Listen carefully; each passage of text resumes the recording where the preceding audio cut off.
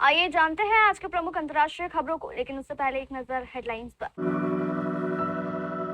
सोनम वांगचुक को जंतर मंतर से हटाने पर अभिजीत दीपके का पहला रिएक्शन। जापान के पूर्व मंत्री ने भारत सरकार के रुख को कहा लापरवाह, बड़ा विवाद। MQ-9 ड्रोन तबाह, हॉर्मुज में तेल टैंकर धटके और कई शहरों में मिसाइल अटैक। डोनाल्ड ट्रंप की कनाडा को टैरिफ की धमकी, बोले प्रदूषित हवा की कीमत वसूलेंगे। एंडी बरहन लेबर पार्टी के नए नेता चुने गए, सोमवार को संभालेंगे ब्रिटिश प्रधानमंत्री का पद। मैक्सिको में 7.3 तीव्रता के भूकंप के बाद सुनामी की चेतावनी। ट्रंप को मारने वाले को $10 मिलियन का इनाम, इराकी मिलिशिया ने किया ऐलान। ईरान ने अपने कुंभकर्ण को नींद से जगाया, अब दुनिया की धड़कन बंद करने की तैयारी। तलाक के 12 साल बाद की दूसरी शादी, व्हाइट गाउन में दुल्हन बनी जेनिफर। और रोहित शर्मा को हटाकर क्या भारत जीत जाएगा, असली सवाल यही। दिल्ली के जंतर मंतर पर चल रहे प्रदर्शन को लेकर कॉकरोच जनता पार्टी के संस्थापक अभिजीत दीपके ने बड़ा दावा किया है। उन्होंने सोशल मीडिया प्लेटफॉर्म एक्स पर पोस्ट करते हुए आरोप लगाया कि दिल्ली पुलिस ने जंतर मंतर पर कार्रवाई करते हुए प्रदर्शनकारियों के साथ मारपीट की और सोनम वांगचुक को जबरन वहां से हटा कर ले गए। अभिजीत दीपके ने अपने पोस्ट में लिखा, दिल्ली पुलिस जंतर मंतर पर कार्रवाई कर रही है, लोगों के साथ मारपीट की जा रही है और सोनम सर को जबरदस्ती वहां से ले जाया गया है। उनके इस पोस्ट के बाद सोशल मीडिया पर इसे लेकर चर्चा तेज हो गई।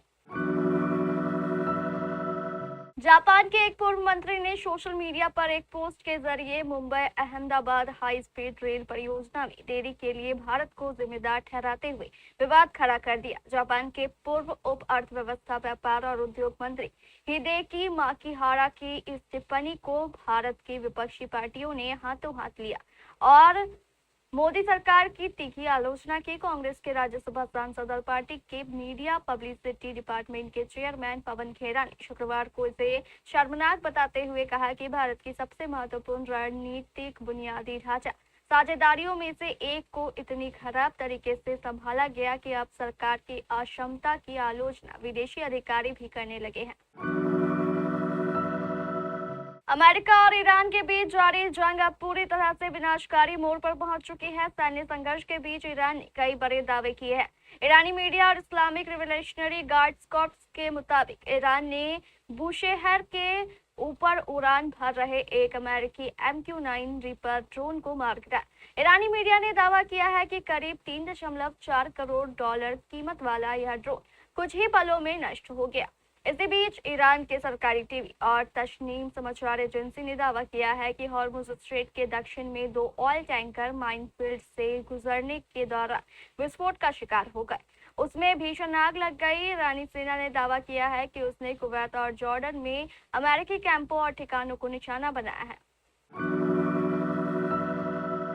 अमेरिकी राष्ट्रपति डोनाल्ड ट्रंप ने कनाडा पर नए टैरिफ लगाने की धमकी दी है। उन्होंने आरोप लगाया कि कनाडा जंगलों की देखभाल में लापरवाही बरत रहा है, जिससे अमेरिका को प्रदूषित हवा का सामना करना पड़ रहा है। उन्होंने कहा कि इस मुद्दे पर वह जल्द ही कनाडा के प्रधानमंत्री मार्क कार्नी से बात करेंगे और जवाब मांगेंगे। उन्होंने चेतावनी दी कि कनाडा की कथित लापरवाही के जवाब में नए शुल्क लगाए जा सकते हैं।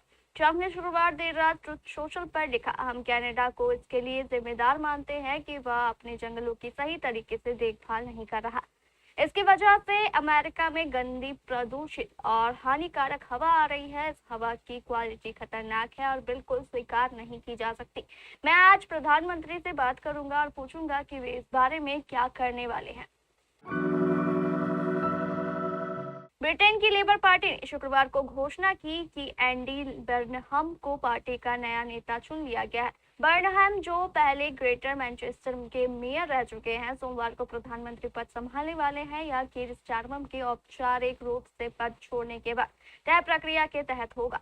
उन्होंने कैम्ब्रिज यूनिवर्सिटी से इंग्लिश की पढ़ाई की है। बर्नहम पहली बार 2001 में सांसद चुने गए थे। ब्रिटेन के पूर्व प्रधानमंत्री टोनी ब्लेयर और गॉर्डन ब्राउन की लेबर सरकार के दौरान उन्होंने कई महत्वपूर्ण पदों पर काम किया। लंदन के मध्य इलाके में ट्रेड्स यूनियन कांग्रेस के मुख्यालय में बोलते हुए ब्रिटेन की होम सेक्रेटरी शबाना महमूद ने बताया कि बर्नहम को लेकर पार्टी के 389 सांसदों का समर्थन है।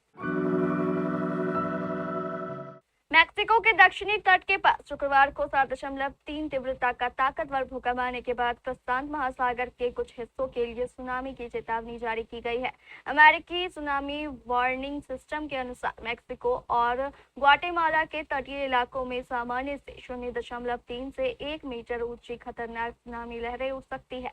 दक्षिणी मैक्सिको के ओआक्साका राज्य के गवर्नर सोलोमोन जारा क्रूज ने बताया है कि भूकंप के झटके मध्यम तीव्रता के थे। हालांकि अब तक किसी बड़े नुकसान की सूचना नहीं मिली है। समाचार एजेंसी रॉयटर्स के मुताबिक भूकंप के झटके ग्वाटेमाला और अल साल्वाडोर में भी महसूस किए गए। ग्वाटेमाला सिटी में लोग घबराकर अपने घरों से बाहर निकल आए।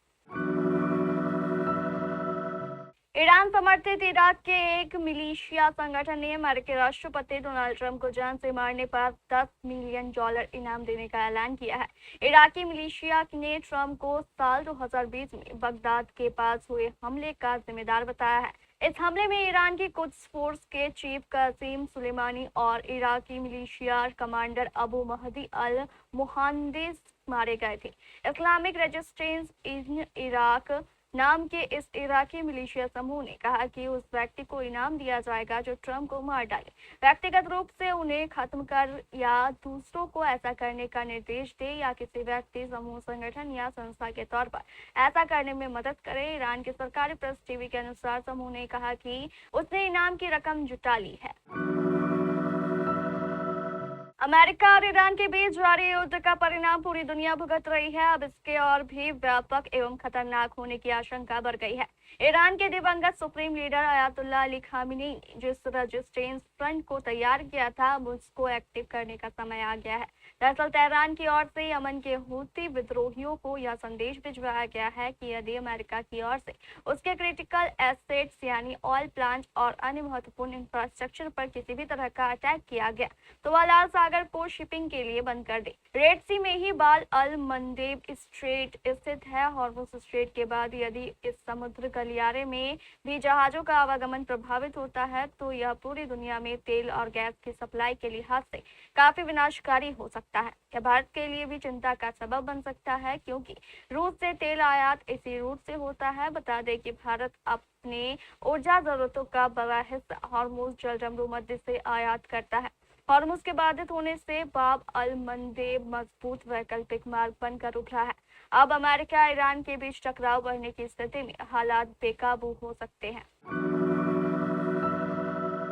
टीवी की पॉपुलर एक्ट्रेस जेनिफर विंगेट ने तलाक के 12 साल बाद घर बसा लिया है। चर्चा है कि उन्होंने long time partner William Ismail संग लंदन में 16 जुलाई को शादी कर ली है। एक्ट्रेस ने अभी तक शादी को कंफर्म नहीं किया है, लेकिन सोशल मीडिया पर उनके वेडिंग लुक की झलक लीक हो गई है।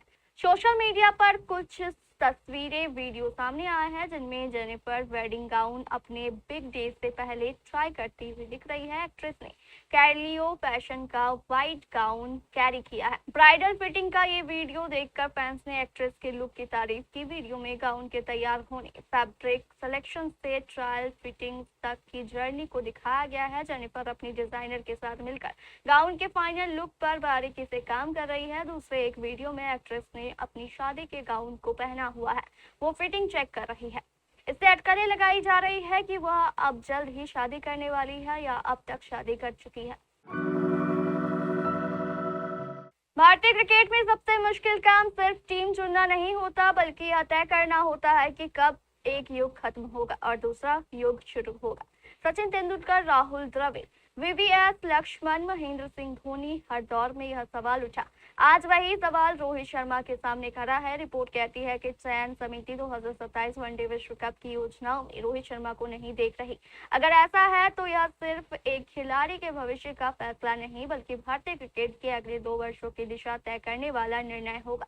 लेकिन इन सबके बीच बीसीसीआई के सचिव देवजीत सैकिया ने स्पष्ट किया है कि रविवार को लॉर्ड्स के ऐतिहासिक मैदान पर इंग्लैंड के खिलाफ होने वाला मुकाबला रोहित शर्मा के वनडे करियर का आखिरी मैच नहीं होगा।